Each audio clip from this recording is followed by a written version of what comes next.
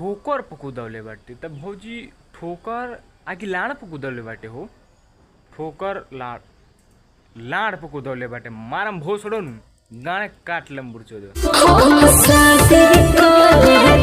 काहे वैसे करे? ना ये भौजी जानबूझ के गलती मत करी हो। बहन जो छकवा हो ना त लाड़ बिगड़ तरस जइबू तुम।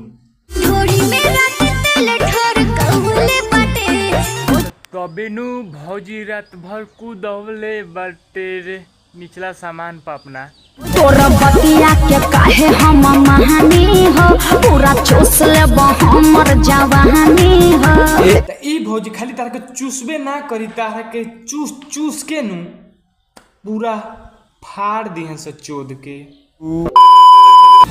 रोज रात भर खेलौले बाटे।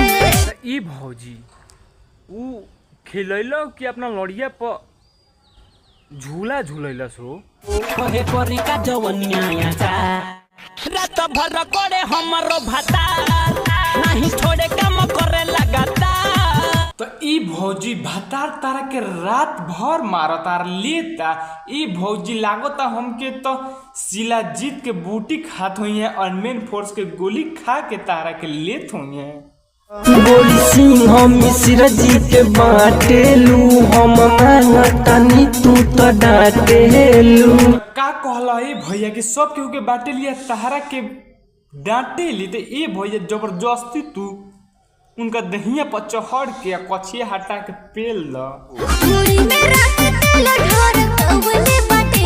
गोदी मेरा रात भर खेलौले बाटे। देखो तरह भाई लोग भैयो कितना तेल में डाला था, ढोरी में पियावत बा। अब भौजी कितना डलवावतिया। तो मन तो दोनों जाना कि बा कहतिया कि खेलौले बाटे ढरकौले बाटे और दर्द देले बा। भोसड़ लागवा रहतू नु 4 लाड़ मरती की भोसड़ो के तरह गाड़े पर जाई सीधा।